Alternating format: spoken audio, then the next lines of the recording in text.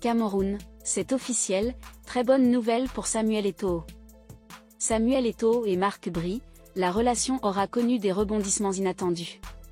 Le président de la FECAFOOT a retourné sa veste en présentant ses excuses au sélectionneur belge. Une posture qui a surpris mais qui n'est pas anodine.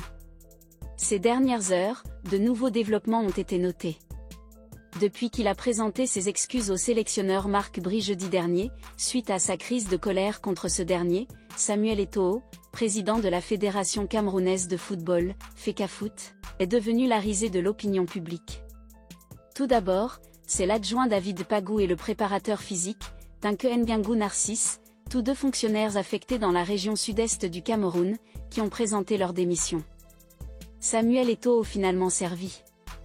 Ils ont été suivis un peu plus tard, vers 12h30, par le sélectionneur intérimaire Martin Ndungu Mpile, déjà retraité, qui aurait pris cette décision pour éviter de compromettre sa pension, selon le média Kanfu. Par ailleurs, la présence policière lourdement armée autour du siège de la FECAFOOT constituait une menace supplémentaire pour les personnes concernées. Certains spéculent également que le gouvernement a utilisé des tactiques de pression, rappelant à Samuel Eto'o que son nom est associé à diverses affaires controversées. Cependant, cette affaire n'a pas été totalement préjudiciable pour l'ancien buteur. En effet, lors de sa conférence de presse jeudi, où il a fait amende honorable après une rencontre pacifique avec Marc Bry, qu'il a publiquement soutenu 48 heures après l'avoir limogé, Samuel Eto'o a en réalité perdu son bras de fer avec le ministère des Sports, du moins c'est ce qu'on croyait. Dans un premier temps, la question du sélectionneur semblait réglée avec la reconnaissance à contre-séure de l'ancien joueur, mais le vrai défi résidait dans le personnel qui devait soutenir Marc Bry. Samuel Eto'o tentait de faire pression pour inclure des membres de son choix dans le staff, tandis que le ministère, représenté par le réservé mais obstiné Narcisse Mouel Kombi, refusait de détacher du coach les membres de l'équipe technique recrutée le 2 avril. Le staff avec 2 hommes de Samuel Eto'o.